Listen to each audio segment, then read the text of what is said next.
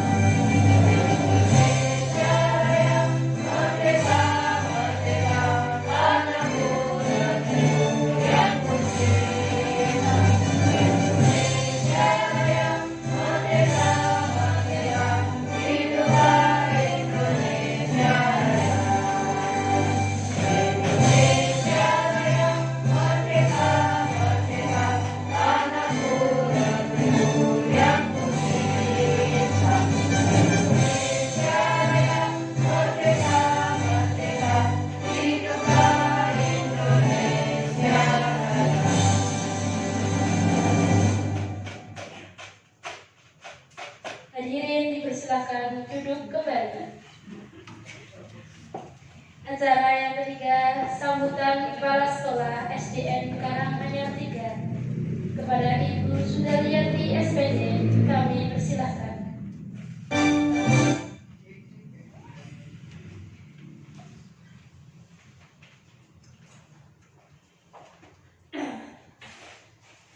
Bismillahirrahmanirrahim. Assalamualaikum warahmatullahi wabarakatuh. Waalaikumsalam warahmatullahi wabarakatuh. Bapak Ibu yang kami hormati, pertama-tama marilah kita bersama-sama memanjatkan puji syukur kehadirat Allah Subhanahu wa Ta'ala yang pada siang hari ini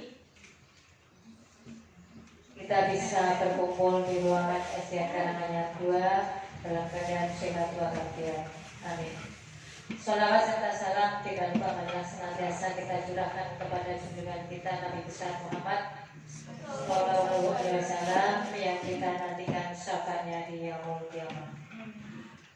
Bapak Ibu yang kami hormati, pada siang hari ini kita kedatangan atau dari CGP Angkatan 10 ya, Bu Siti Zulaikha yang akan memaparkan tentang diseminasi, gitu ya. Semoga pemaparan ini nanti bisa berjalan dengan lancar, bisa dengan jalan menjadi dengan baik, tidak ada halangan suatu apa, dan Bu Siti Zulaikha bisa memaparkan dengan jelas dan Bapak Ibu bisa mengikuti dengan baik karena memang sangat bermanfaat sekali ya. Setelah beberapa kali saya mengikuti, ternyata benar-benar sangat bermanfaat untuk kita semua sebagai CGP maupun sebagai guru, akan mendapat wawasan yang sangat luas sekali dalam meningkatkan pembelajaran. Low battery, please charge.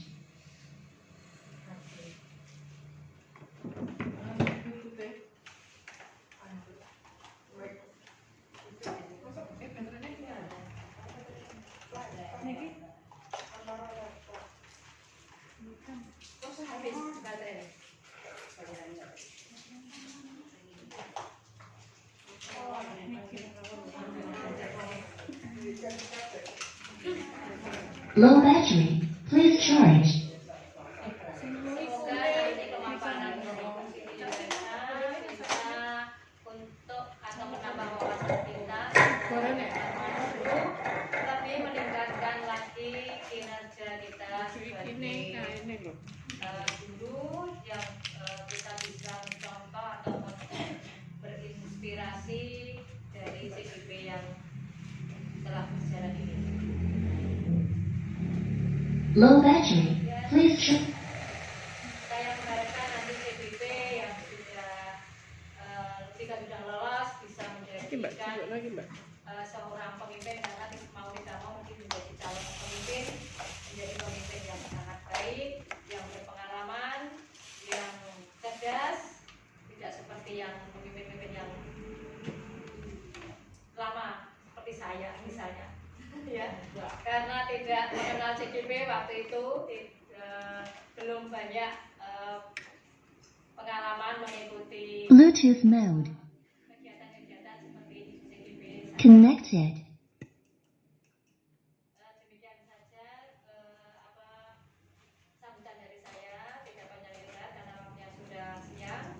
Saya akhiri, wassalamualaikum warahmatullahi wabarakatuh. Waalaikumsalam. Demikian tadilah sambutan Kepala SDN Karanganyar. Kami sampaikan terima kasih atas sambutan yang diberikan. Selanjutnya memasuki acara inti, pemaparan dari Ibu Siti Zulaikha, CGP Angkatan ke-10 Kabupaten Ngawi. Kita sambut dengan tepuk tangan yang meriah. Kepada Ibu Sudaliati SPD kami persilahkan.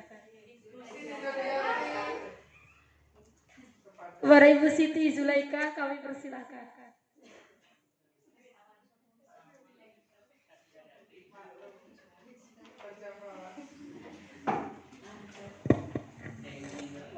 Assalamualaikum warahmatullahi wabarakatuh. Terima kasih.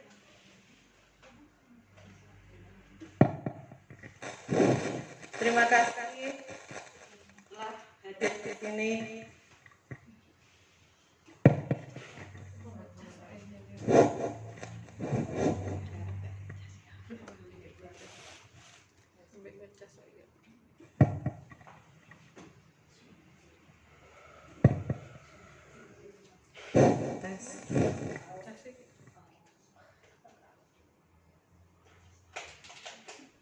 Yang terhormat Ibu Kepala SDN Karanganyar 3, Ibu Sudaryati, beserta rekan-rekan guru semuanya. Pertama-tama marilah kita panjatkan puja dan puji syukur kita kehadirat Allah Subhanahu wa Ta'ala, yang mana pada kesempatan kali ini kita masih diberikan nikmat sehat, nikmat iman, sehingga kita dapat berkumpul di ruangan yang penuh dengan keberkahan ini. Kedua kalinya sholawat serta salam tak lupa kita sanjungkan kepada Nabi besar Muhammad Sallallahu Alaihi Wasallam, yang mana kita nantikan syafaatnya nanti di yaumul kiamah.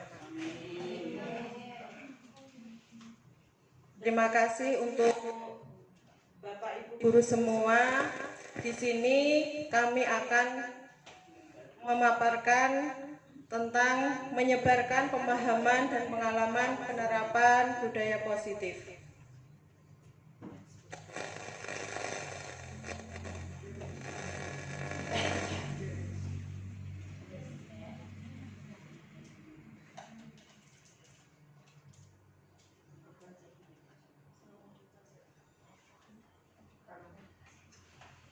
Selamat datang Bapak Guru hebat semuanya. Mari kita belajar bersama-sama, berkolaborasi, saling mendukung demi mewujudkan disiplin positif di sekolah kita nanti. Di sini saya di depan akan memaparkan, bukan berarti saya yang paling bisa itu enggak. Kita sama-sama tetap belajar, berkolaborasi bersama. Rancangan tindakan untuk aksi nyata yang pertama adalah latar belakang. Sekolah merupakan tempat persemaian benih-benih budaya yang harus kita tumbuh kembangkan agar tercapai budaya positif. Untuk menciptakan budaya positif di sekolah, perlu menciptakan pembiasaan positif untuk menumbuhkan motivasi intrinsik pada diri murid kita. Agar terwujud peserta didik yang memiliki disiplin positif dari dalam dirinya, bukan karena faktor eksternal, sehingga murid memiliki kontrol diri yang kuat untuk berbuat baik sesuai dengan nilai-nilai kebajikan universal yang pada akhirnya akan terwujud peserta didik yang sesuai dengan profil pelajar Pancasila serta menjadi manusia yang bahagia dan selamat.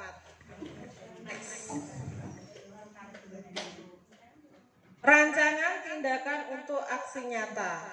Yang kedua adalah tujuan.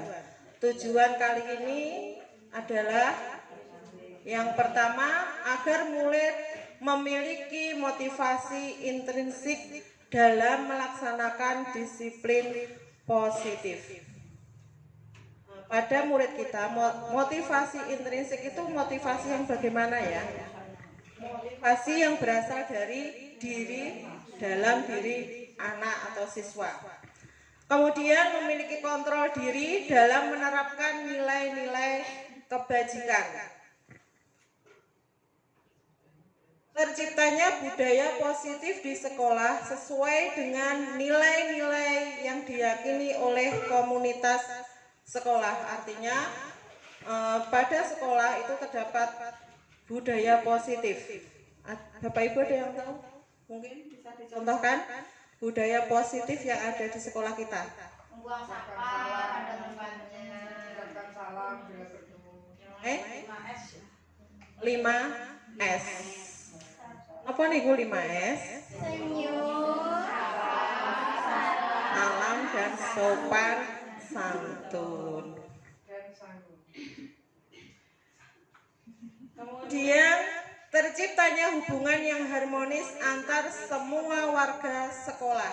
Di sini baik itu murid maupun guru atau semua yang komunitas sekolah harus terciptanya hubungan yang harmonis. Jadi antara misalkan guru satu dengan guru yang lain harus saling menghormati. Tidak boleh adanya permusuhan. Orang usah ngerasani.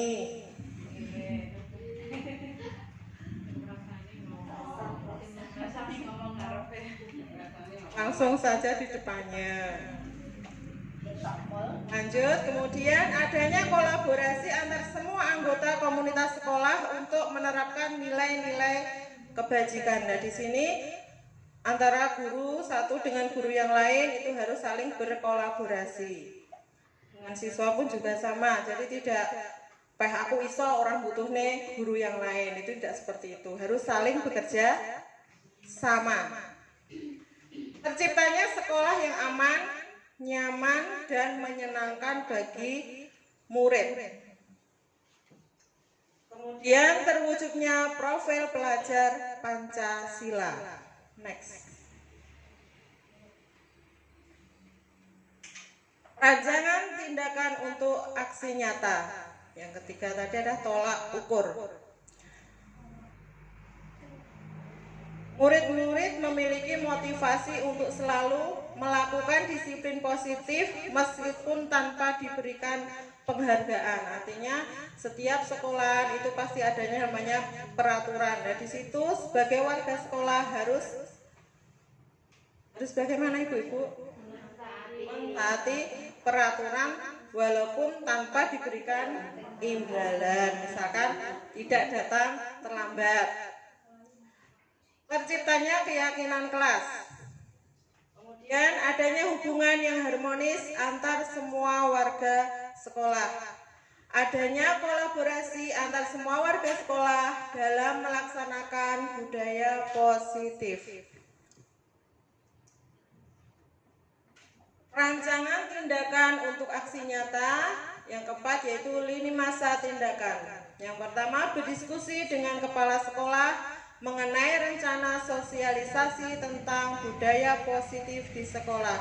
Artinya sebelum kita melaksanakan rencana itu, kita harus mendiskusikannya dengan kepala sekolah. Kemudian mensosialisasikan kepada kepala sekolah, rekan sejawat, murid, wali murid, dan lingkungan sekitar sekolah mengenai budaya positif. Dilanjutkan, mengajak kepala sekolah, rekan sejawat, murid untuk menyusun keyakinan kelas atau sekolah. Membuat poster-poster tentang keyakinan kelas, kemudian ditempel di tempat-tempat yang mudah dilihat. Kita bisa membuat poster itu, kemudian ditempel misalkan di dalam kelas, kemudian di halaman dekat kantor, kemudian ruangan kelas. Rancangan tindakan untuk aksi nyata yaitu dukungan yang dibutuhkan.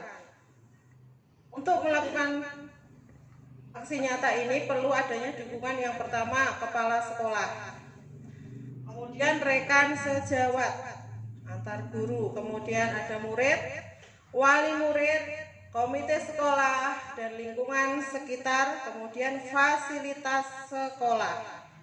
Next. Diseminasi budaya positif. Budaya positif. Budaya positif adalah perwujudan dari nilai-nilai atau keyakinan universal yang diterapkan di sekolah. Budaya positif diawali dengan perubahan paradigma tentang teori kontrol. Selama ini barangkali kita sebagai guru merasa berkewajiban mengontrol perilaku siswa agar memiliki perilaku sesuai yang guru harapkan. Konsep utama modul budaya positif, ada perubahan paradigma belajar, disiplin positif, kebutuhan dasar manusia, motivasi perilaku manusia, posisi kontrol restitusi, keyakinan kelas, dan yang terakhir adalah segitiga restitusi. Next. Eksplorasi konsep. Yang pertama adalah perubahan paradigma belajar. Pembelajaran dengan paradigma baru.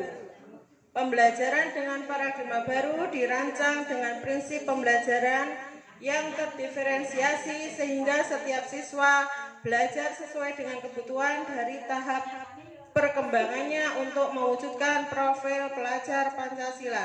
Di sini ada profil pelajar Pancasila. Profil pelajar Pancasila ini apa saja Bapak Ibu Guru? Ada yang tahu profil pelajar Pancasila? Ada? Mandiri, kreatif, bernalar kritis, bergotong royong. Pertama tadi apa? Bertakwa atau beriman bertakwa kepada Tuhan yang Maha Esa.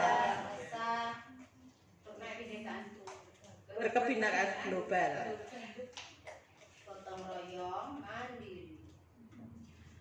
Setujukah Bapak Ibu jika hukuman dapat mendisiplinkan anak? Kira-kira setuju napa mboten?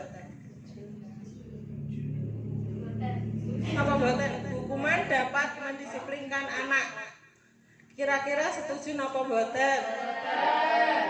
Mboten. Karena hanya sementara sifatnya disiplinnya. Hukuman itu hanya bersifat sementara. Kemudian pemberian hukuman dengan hal positif seperti membaca atau membersihkan halaman sekolah dapat meningkatkan disiplin anak. Setuju napa mboten? Kira-kira hukuman itu tapi hukuman yang positif. Misalkan tidak mengerjakan PR ya, nanti membersihkan misalnya menyapu halaman seperti itu. Setuju napa mboten? Apa? Jika tidak setuju alasannya apa Ibu? Ya sama itu kalau positif kan anak tetap merasa nanti kalau nggak ngerjain tugas paling cuma disuruh Lagi ya, akan diulang lagi. ya kan. Yang ketiga, memberi penghargaan dapat meningkatkan disiplin anak. Setuju napa mboten? Misalkan rajin masuk, berangkatnya lebih awal, nanti dikasih hadiah. Nilainya 10 atau 100 diberi hadiah. Kira-kira setuju napa mboten? Karena Dia disiplin ya, karena ada iming-imingannya. Kalau nanti tidak dikasih imbalan, dia akan berbuat seperti semula lagi. Ya. Kalau untuk guru ya setuju, anak-anak nggak setuju.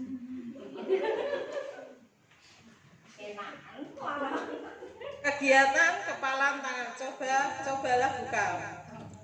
Kita praktek langsung saja Ibu-ibu dengan teman sebelahnya saja, tidak usah masuk ke depan.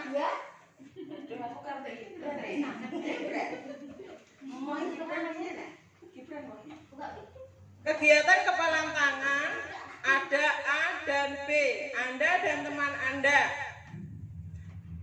Sobeklah secari kertas kecil, kemudian tuliskan benda yang sangat berharga. Misalkan ada permen ini. Misalkan ada permen ini, contoh. Ini punyanya khusus.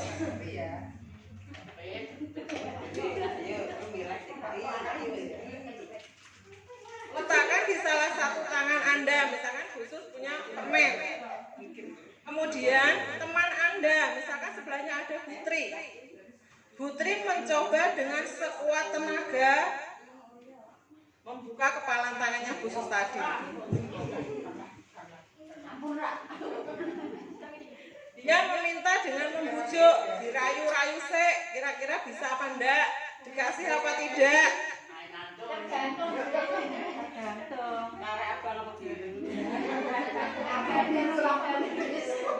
Bisa membujuk, bisa mengancam. Bisa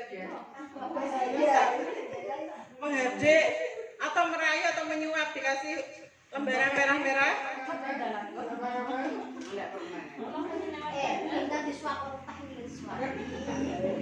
Agar dapat membuka kepalan tangan Anda. Next.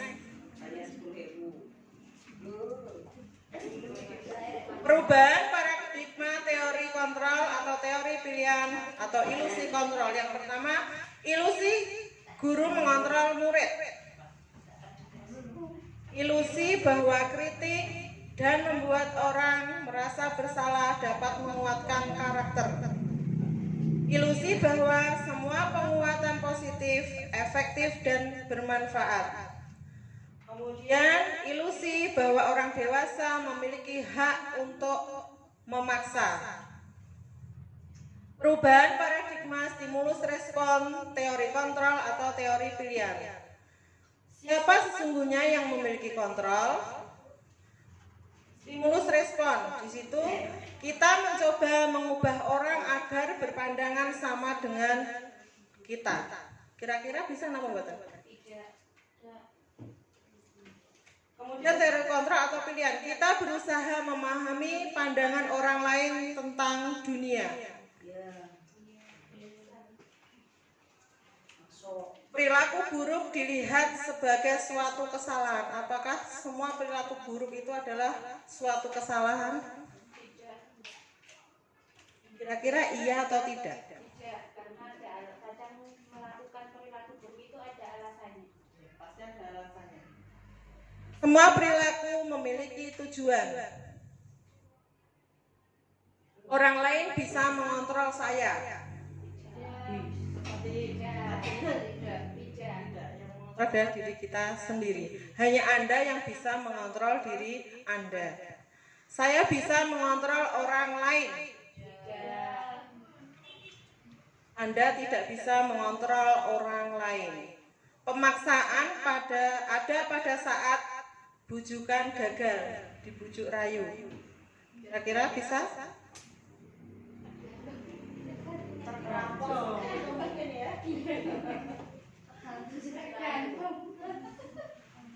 Kolaborasi dan konsensus menciptakan pilihan-pilihan baru. Model berpikir menang atau kalah.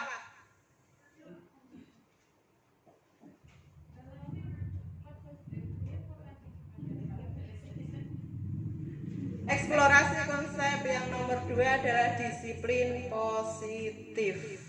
Nah, disiplin positif. Disiplin itu apa, Bapak Ibu? Disiplin. Taat peraturan, tepat waktu. Disiplin positif. Teori kontrol, teori pilihan Dr. William Glasser. Anda bisa mengontrol orang lain, hanya Anda yang bisa mengontrol diri Anda sendiri. Makna disiplin yaitu belajar kontrol diri dengan menggali potensi kita agar tercapai tujuan mulia, yaitu sesuatu menjadi seseorang yang kita inginkan berdasarkan nilai-nilai yang kita hargai. Kontrol di sini ada motivasi intrinsik dengan motivasi intrinsik. Semua perilaku memiliki tujuan.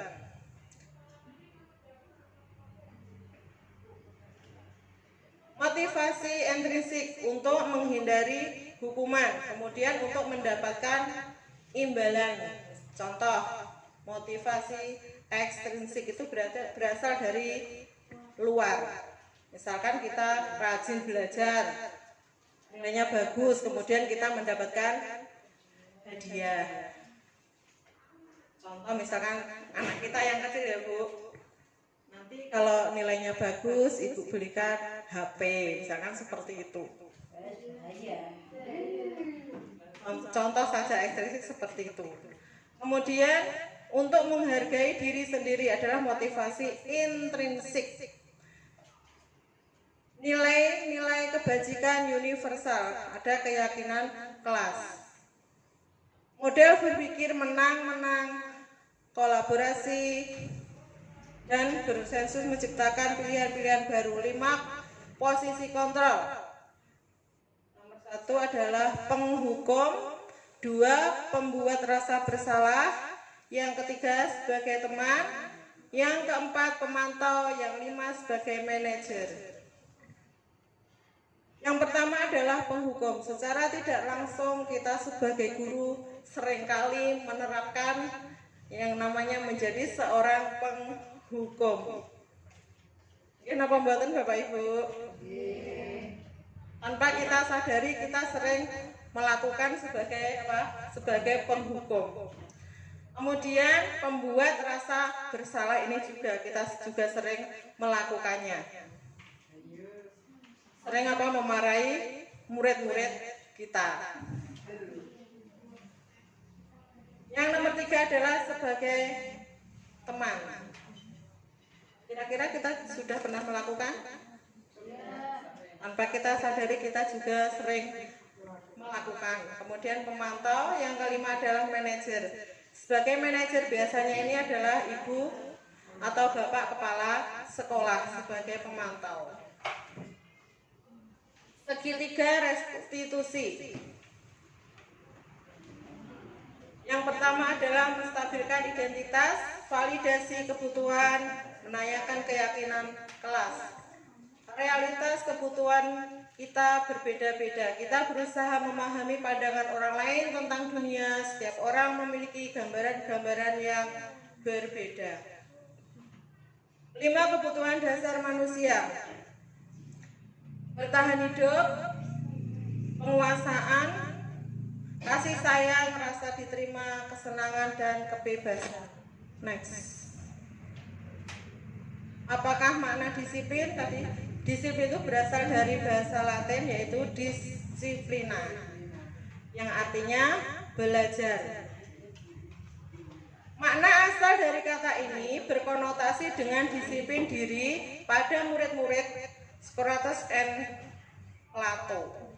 Disiplin diri membuat orang menggali potensinya menuju sebuah tujuan apa yang dia hargai. Namun dalam budaya kita, makna kata disiplin telah berubah menjadi sesuatu yang dilakukan seseorang pada orang lain untuk mendapatkan kepatuhan.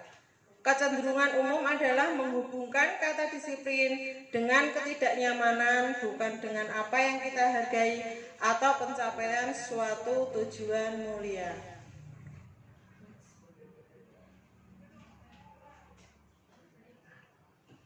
Teori motivasi perilaku manusia. 1. Untuk menghindari ketidaknyamanan atau hukuman. Apa yang akan terjadi apabila saya tidak melakukannya? Motivasi eksternal. Yang kedua, untuk mendapatkan imbalan dari orang lain. Apa yang akan saya dapatkan apabila saya melakukannya? Seperti contoh yang tadi, misalkan dapat nilai bagus. Aku dapat nilai bagus, nanti ibuku mau kasih apa ya? Atau bapak ibu mau kasih apa ya? Seperti itu. Untuk menghargai diri sendiri. Saya akan menjadi orang seperti apa bila saya melakukannya.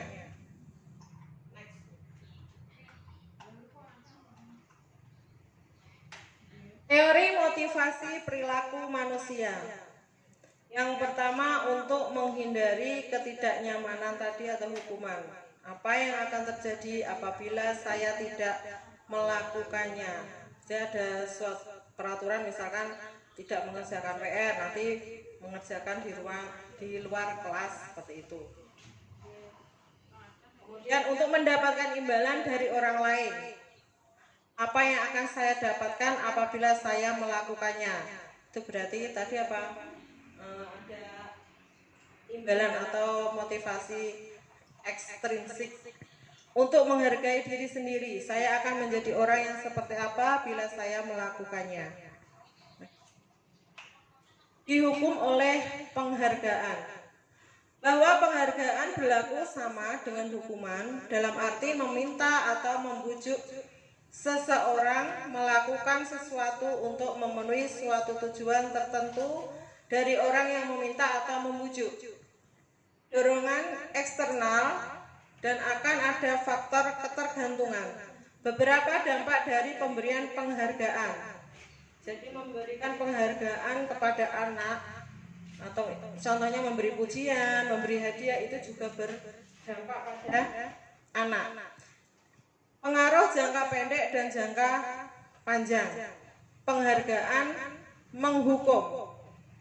Penghargaan mengurangi ketepatan. Penghargaan tidak efektif. Penghargaan merusak hubungan. Jadi anak nanti kalau tidak diberi imbalan atau hadiah, dia akan kembali melakukan seperti semula. Dihukum oleh penghargaan. Penghargaan menurunkan kualitas. Penghargaan mengurangi motivasi intrinsik. Penghargaan mematikan kreativitas. Bentuk program kebajikan atau apresiasi. Dalam memberikan apresiasi perlu diingat, beri pengakuan secara khusus, beri pengakuan secara pribadi, beri pengakuan kepada semua murid secara bergantian, beri pengakuan secara konsisten, kemudian fokus pada proses. Contoh pengakuan atau apresiasi kebajikan. Pembuka. Kemarin saya perhatikan, itu termasuk pembuka. Kemudian saya menghargai, terima kasih untuk nilai kebajikan. Rasa empatimu besar sekali. Kepedulianmu, rasa tanggung jawabmu. Situasinya pada saat menolong murid baru di kelas kita. Kemudian ada saya menghargai kepedulianmu pada saat kamu membantu teman-temanmu di tugas kelompok. Terima kasih untuk rasa tanggung jawabmu pada saat kamu memungut kertas yang berserakan di lantai. Di sini salah satu contoh tindakan guru. Yang pertama, mencatat 100 kali di dalam buku. Saya tidak akan terlambat lagi karena terlambat ke sekolah. Itu adalah merupakan suatu hukuman. Hukuman itu bersifat apa? Bersifat apa hukuman itu? Bersifat sementara, kemudian membuat anak ya dendam, sakit hati dan merasa malu atau dipermalukan. Contoh lagi, lari mengelilingi lapangan basket 2 kali karena terlambat hadir di sekolah. Itu juga termasuk hukuman. Nanti akan ada rasa mangkal, jengkel, seperti itu. Murid diminta untuk push up 15 kali karena tidak menggunakan masker ke sekolah. Itu juga salah satu hukuman. Menggantikan kertas tugas teman yang telah dicoret-coret.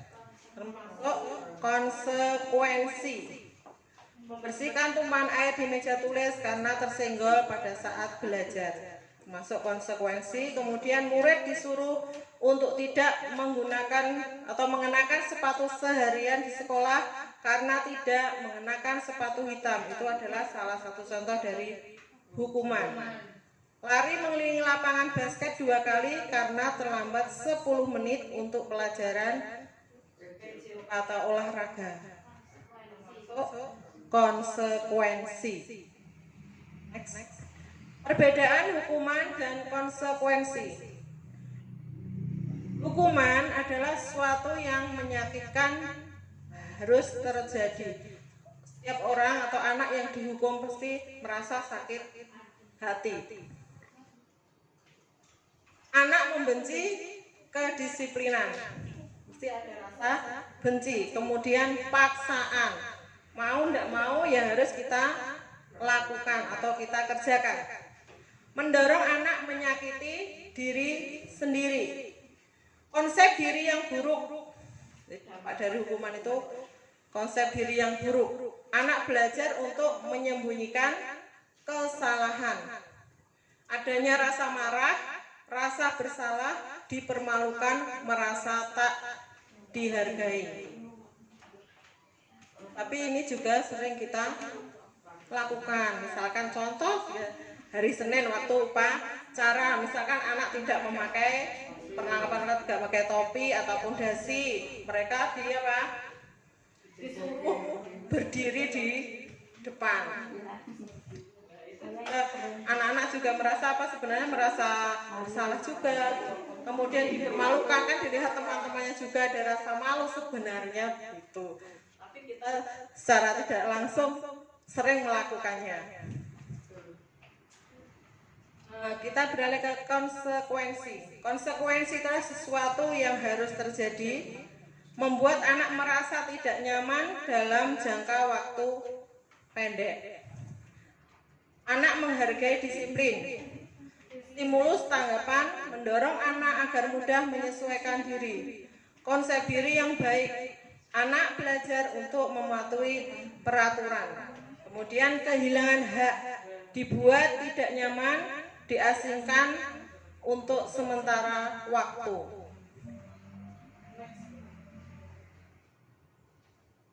Apa itu restitusi? Restitusi adalah proses menciptakan kondisi bagi murid untuk memperbaiki kesalahan mereka, sehingga mereka bisa kembali pada kelompok mereka dengan karakter yang lebih kuat. Restitusi juga merupakan proses kolaboratif yang mengajarkan murid untuk mencari solusi untuk masalah mereka dan membantu murid berpikir tentang orang seperti apa yang mereka inginkan menjadi tujuan mulia dan bagaimana mereka harus memperlakukan orang lain.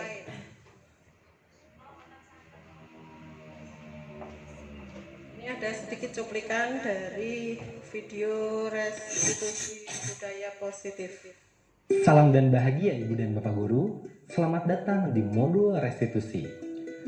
Di sesi kali ini, kita akan berkenalan dan belajar mengenai konsep RDD, yaitu restitusi disiplin diri. Materi ini diharapkan dapat membantu Ibu dan Bapak Guru untuk lebih mengerti akan keberagaman sikap murid dalam setiap masalah yang dihadapi, sehingga kita dapat memilih cara yang terbaik dalam mendisiplinkan murid tanpa adanya hukuman, penilaian sepihak, atau celaan.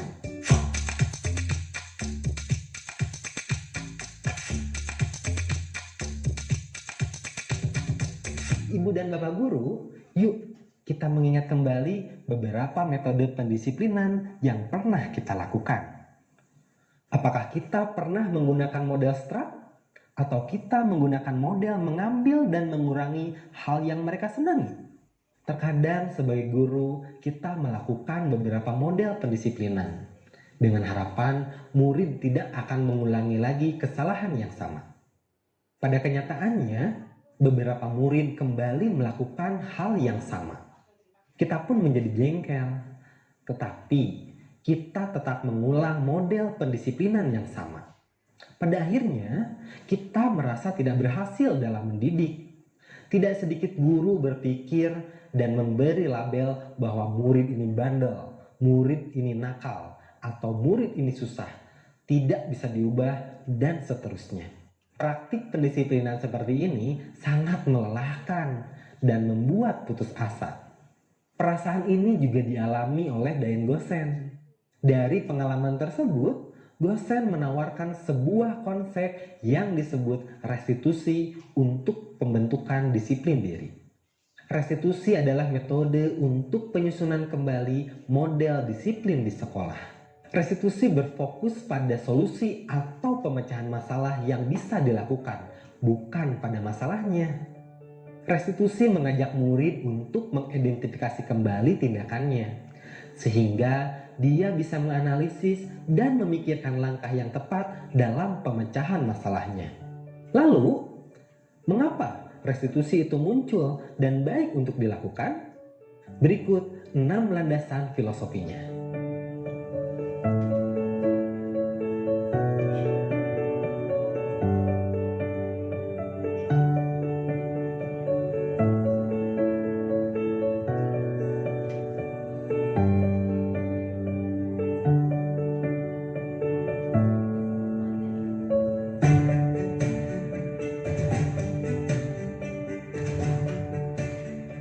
Setelah kita pahami dan sepakati ke-6 landasan filosofis tadi, mari kita mulai mempraktikannya melalui langkah-langkah berikut. Pertama, ciptakan suasana positif. Kedua, ajak murid untuk berpikir dan menganalisis kesalahannya. Ketiga, beri ruang pada murid untuk memikirkan solusi terbaik. Restitusi memberikan kemerdekaan untuk murid dalam menyelesaikan masalahnya, bukan guru yang memutuskan. Ketika ia berhasil, akan muncul penghargaan terhadap diri sendiri dan orang lain. Murid merasa lebih berharga dan percaya diri. Gosen memberikan strategi untuk melakukan restitusi dengan segitiga restitusi. Segitiga ini akan membantu memahami perilaku murid dan membangun hubungan yang lebih baik antara guru dan murid. Sisi segitiga yang pertama yaitu menstabilkan identitas. Sisi kedua adalah kita validasi kesalahannya. Dan sisi yang terakhir adalah menanyakan keyakinan murid kita. Bagaimana ya contoh penerapan segitiga restitusi ini? Mari kita lihat kelas 12 SMA Derawan. Bagaimana ini bisa terjadi? Saya menendang bola ke atas, Pak. Kebiasaan kamu, Aldi. Sudah Bapak bilang tidak boleh main bola di dalam kelas. Selalu saja kamu. Sudah begini apa yang bisa kamu lakukan? Tidak bisa apa-apa kan? Maaf, Pak. Sudah, jangan ulangi lagi. Ibu dan Bapak Guru, dari ilustrasi tadi, apakah ada solusi untuk atapnya agar bisa diperbaiki? Aldi tidak diajak untuk menguraikan masalah dan solusi pemecahannya. Aldi hanya meminta maaf. Mari kita ulangi lagi ilustrasinya. Tetapi kali ini, Pak Anwar menggunakan kalimat yang positif, pertanyaan terbuka, dan memberikan ruang untuk Aldi dalam menyelesaikan masalahnya. Berikut ilustrasinya. Bagaimana ini bisa terjadi? Saya menendang bola ke atas, Pak. Kenapa kamu main bola di kelas, Aldi? Saya bosan, Pak. Tapi sekarang langit-langitnya jadi bolong dan rusak. Baik, Bapak mengerti kalau kamu bosan. Tetapi atapnya jadi bolong begini. Kira-kira apa yang bisa kamu lakukan untuk memperbaiki ini semua? Begini saja, Aldi. Coba kamu pikirkan apa solusinya. Bapak bisa kasih kamu waktu sampai jam pelajaran Bapak selesai. Ya, setelah itu kasih tahu Bapak apapun rencana kamu untuk menyelesaikan masalah ini.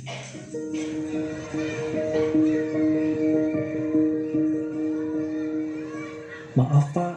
Sepertinya saya harus menambal dengan menggunakan triplek. Tapi saya takut bilang ke orang tua, Pak. Saya juga tidak punya uangnya dan tidak tahu caranya.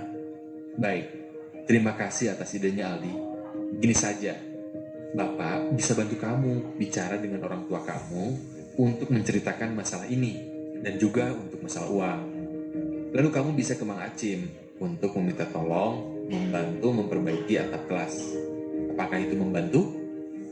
Ya, Pak. Terima kasih.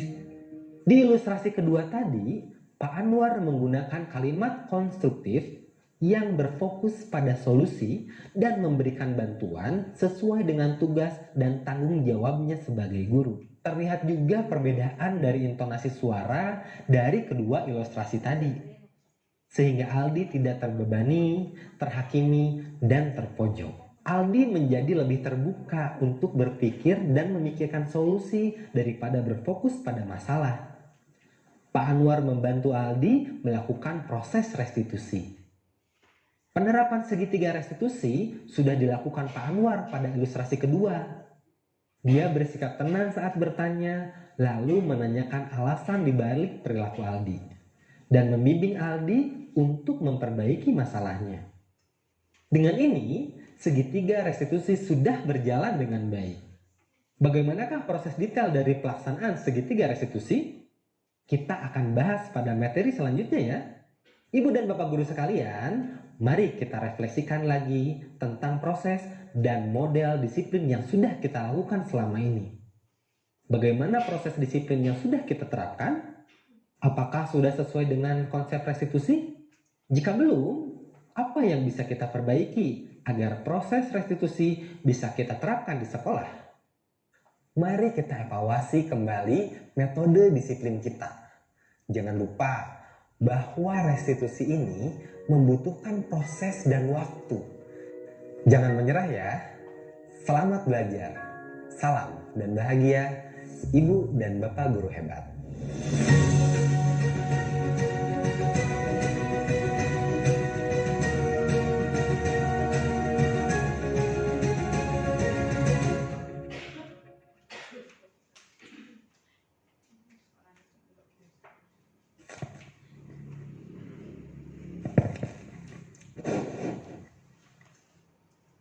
Ngantuk Bapak Ibu?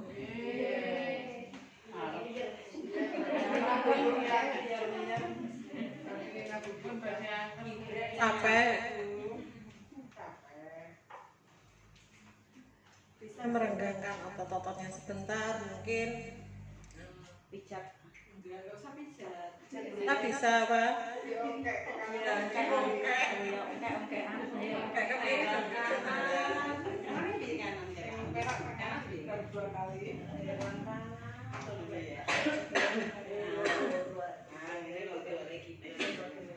Bapak Ibu, tadi kita sudah menonton video tentang restitusi.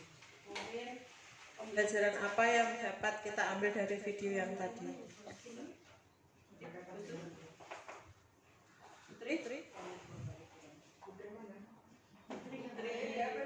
Putri Lestari.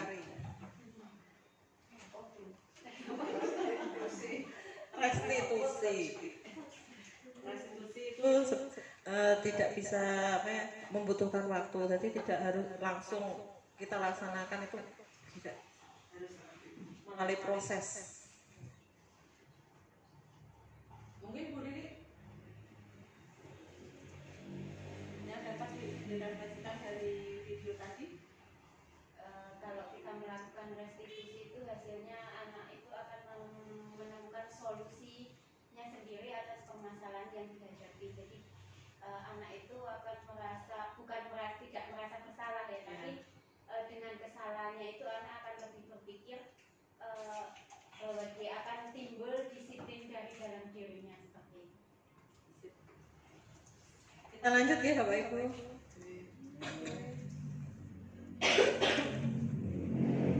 Identitas gagal.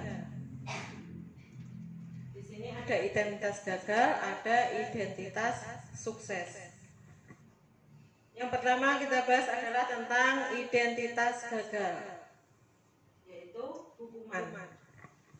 Hukuman sesuatu yang menyakitkan yang harus terjadi, tidak nyaman untuk murid atau anak untuk jangka waktu yang panjang. Korban mendapatkan keadilan, murid atau anak akan tersakiti. Dengan hukuman, perilaku pasif agresif meningkat. Kemudian sistem tidak akan berjalan bila murid tidak takut.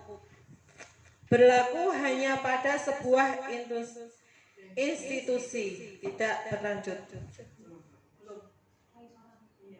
Identitas sukses yaitu disiplin. Di sini ada konsekuensi dan restitusi. Kita bahas tentang konsekuensi.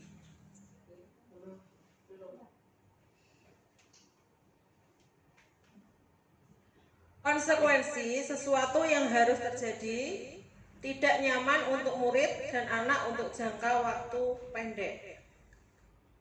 Korban bisa diabaikan. Murid atau anak dibuat tidak nyaman. Penguatan hanya bertahan dalam jangka waktu pendek. Kemudian memerlukan monitoring dan supervisi terus-menerus dari guru. Konsekuensi membantu penerapan mengikuti peraturan dalam langsung saja restitusi. Restitusi merupakan pilihan menguatkan untuk murid atau anak dalam jangka waktu panjang. Korban mendapatkan ganti. Murid atau anak mendapatkan penguatan. Dengan restitusi, masalah dapat terpecahkan. Dengan restitusi, murid belajar bertanggung jawab untuk perilakunya. Dengan restitusi, fokus pada pemecahan masalah dalam waktu yang panjang. Ciri-ciri restitusi. Ada 9 ciri-ciri dari restitusi. Yang pertama, bukan untuk menebus kesalahan, namun untuk belajar dari kesalahan. Jadi anak akan belajar dari kesalahan yang telah dilakukan. Kemudian nomor 2, memperbaiki hubungan. Nomor 3, tawaran perasaan. Yang keempat, restitusi menuntun untuk melihat ke dalam diri. Restitusi mencari kebutuhan dasar yang mendasari tindakan. Restitusi diri adalah cara yang paling baik. Yang ketujuh, restitusi fokus pada karakter bukan tindakan. Restitusi fokus pada solusi. Restitusi mengembalikan murid yang berbuat salah pada kelompoknya. Next. Eksplorasi konsep pembelajaran ketiga yaitu tentang keyakinan kelas. Mengapa tidak peraturan saja? Mengapa harus keyakinan kelas? Mengapa kita memiliki peraturan harus menggunakan helm bila mengendarai kendaraan roda 2? Itu contoh pertanyaan. Mengapa kita memiliki peraturan 3M, menggunakan masker, mencuci tangan, dan menjaga jarak 1,5 meter? Mengapa kita memiliki peraturan harus datang tepat waktu pada saat mengikuti pelatihan?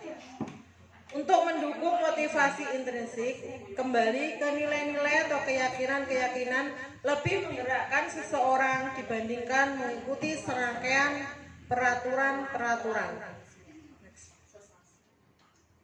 Budaya positif, ada lingkungan positif, kemudian keyakinan kelas, kemudian ada peraturan kelas.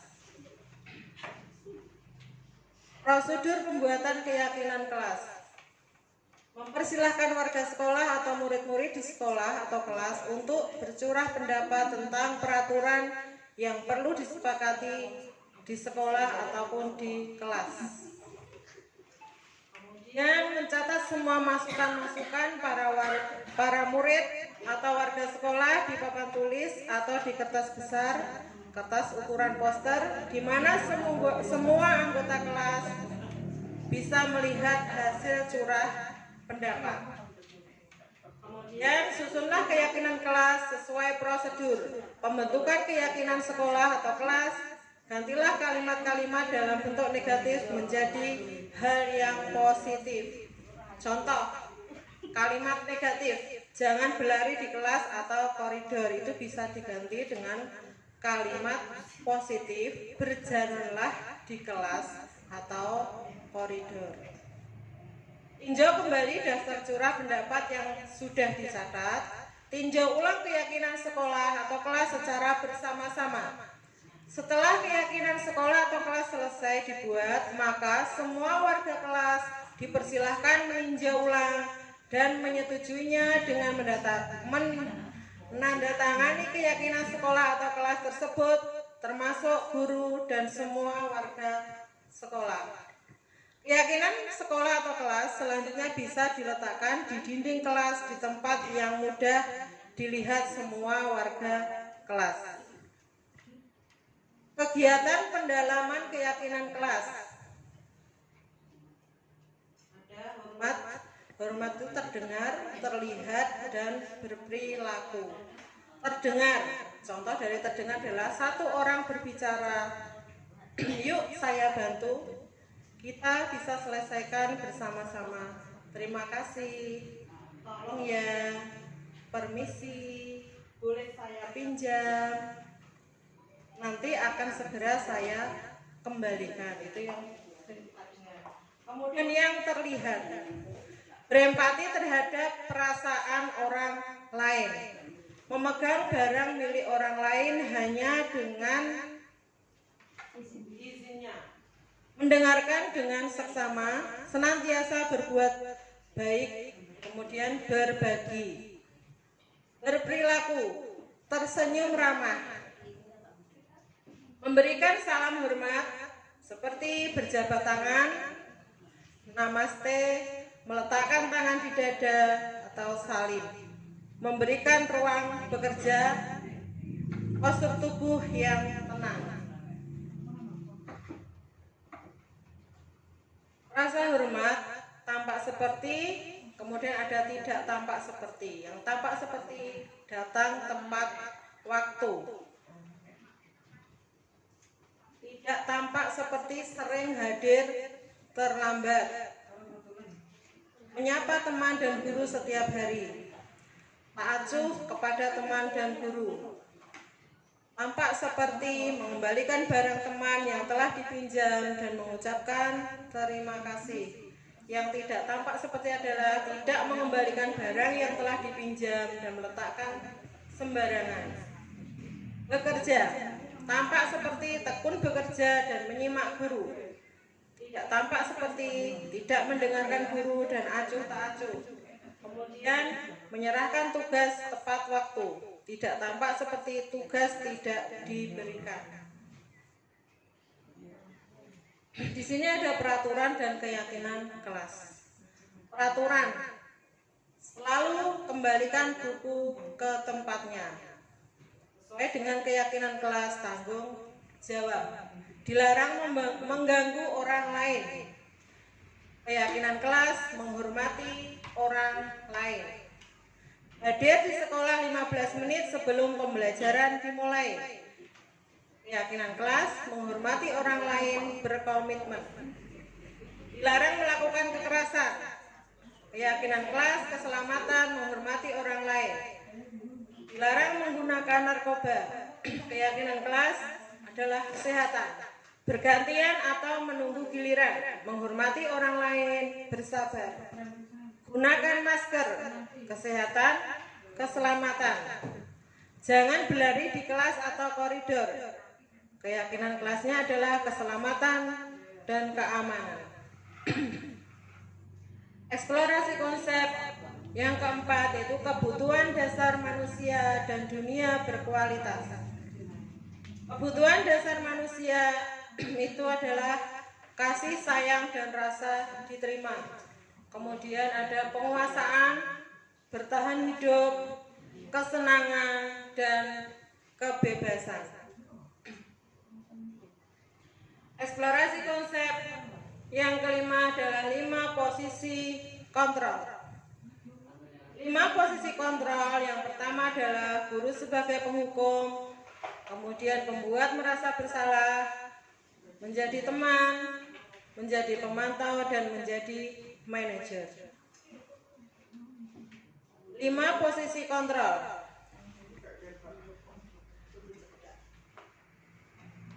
Motivasi identitas gagal, menghindari hukuman.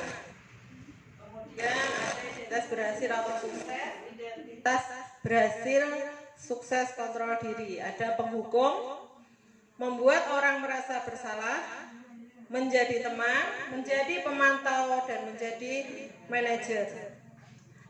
Contoh guru berbuat.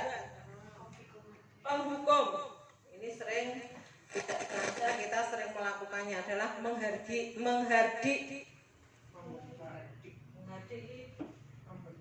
membentak, nyeneni. Kemudian menunjuk, kamu ini, biasanya seperti itu. Kemudian melakukan, menyakiti, kemudian menyindir. Nah ini saya juga sering melakukan, menyindir.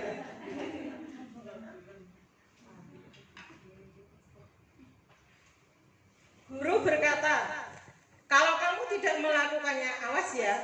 Seperti itu. Ancaman. Secara tidak langsung kita juga sering mengancam murid kita.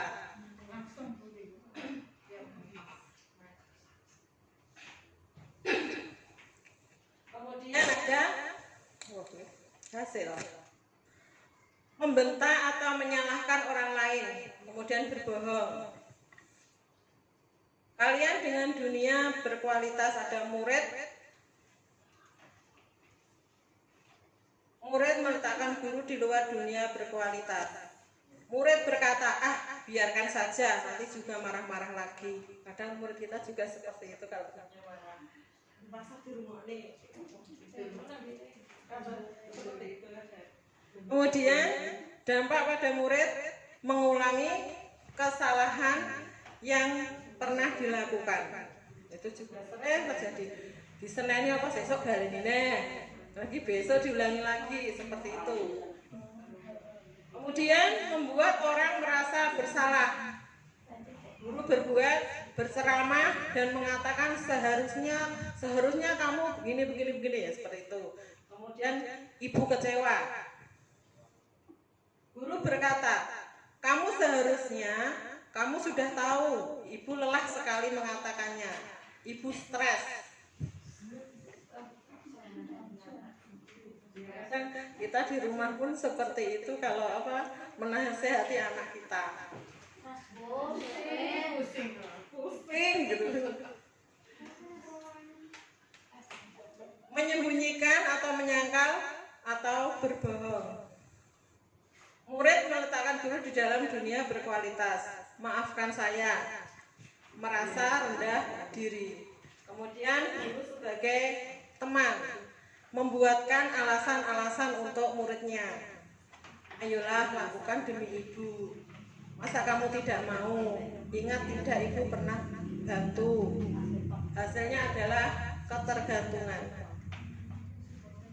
Murid meletakkan guru sebagai orang yang sangat penting di dunia berkualitas. Saya pikir Bapak Ibu atau teman saya ternyata begitu. Ini dampak pada murid adalah lemah, tidak mandiri, selalu tergantung. Kemudian guru sebagai pemantau, menghitung dan mengukur. Guru berkata, apa peraturannya? Hasilnya menyesuaikan diri bila diawasi. Nah, ini biasanya anak berbuat salah, kalau diawasi dia tidak melakukan, tapi setelah tidak diawasi mereka akan melakukan lagi.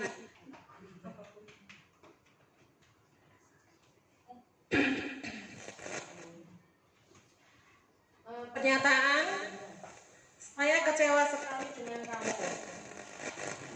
Siapa yang mengatakan pembuat orang merasa bersalah? Jadi kita sebagai guru kadang berkata seperti itu, saya kecewa sekali dengan kamu bahwa kamu melakukan kesalahan ini. Kemudian kamu tidak pernah benar melakukannya. Itu termasuk apa? Penghukum. Ayolah, lakukan demi ibu. Itu kita sebagai teman. Kemudian apakah kamu mau mendapatkan stiker bintang hari ini? Pemantau. Bagaimana kamu bisa menyelesaikan masalah ini? Sebagai manajer. Kamu selalu yang paling terakhir. Itu adalah sebagai penghukum. Bergerak antara peraturan pemantau, konsekuensi atau hadiah, nilai-nilai manajer atau memperbaikinya. Kalau kamu tidak, saya akan diberi hukuman untuk membuat tidak nyaman. Apa yang kamu yakini, bagaimana memperbaiki masalah ini? Memperbaikinya, kita berdua mendapatkan apa yang kita butuhkan. Next. Eksplorasi konsep pembelajaran 6 yaitu segitiga restitusi.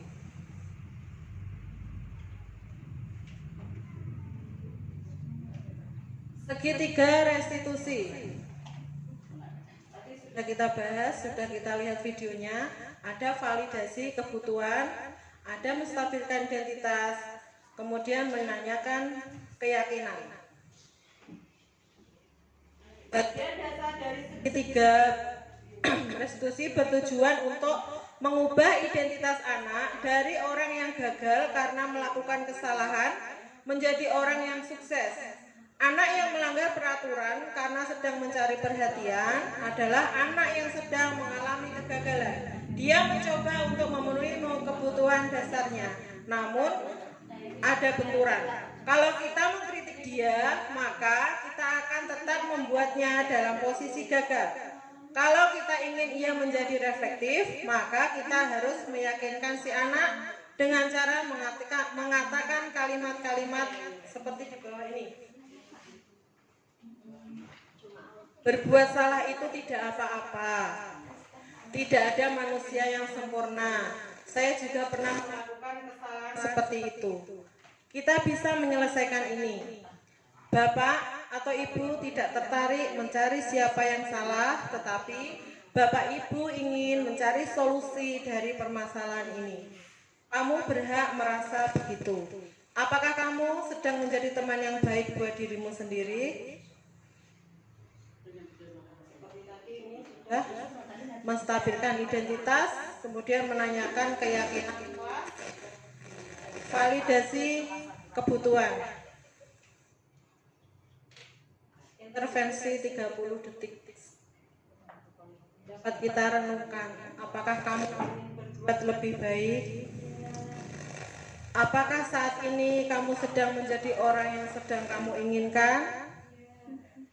Apakah kamu bisa mengubah kegiatan perilaku kamu saat ini menjadi sikap yang membantu?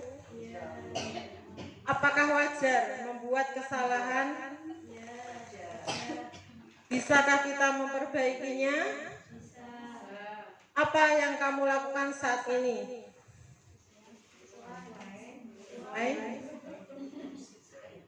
Apa yang kamu lakukan saat ini sesuai?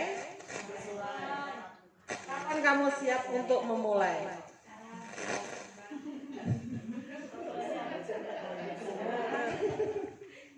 Peraturannya apa?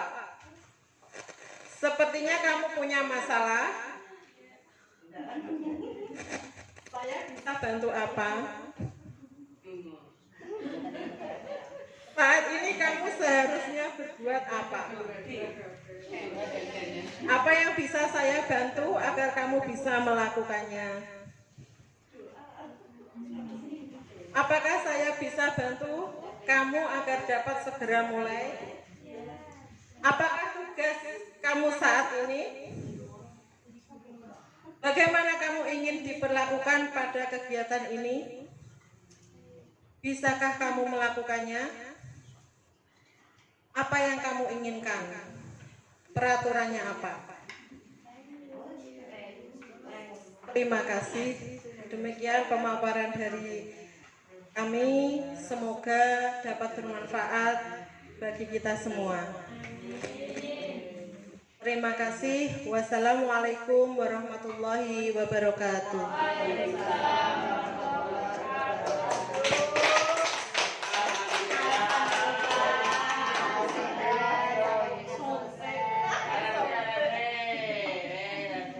Kita beri aplaus untuk Ibu Siti Zulaika atas pemaparan yang disampaikan pada kesempatan siang hari ini, dapat membuka pengetahuan, wawasan kita bersama dalam menjadi seorang pendidik di lembaga kita masing-masing. Bapak dan Ibu yang kami hormati, rangkaian acara pada siang hari ini telah kita lalui bersama. Marilah kita tutup bersama dengan membaca hamdalah alhamdulillahirabbil alamin. Banyak salah kata mohon maaf. Dari saya cukup. Saya akhiri billahi taufiq wal hidayah. Wassalamualaikum warahmatullahi wabarakatuh.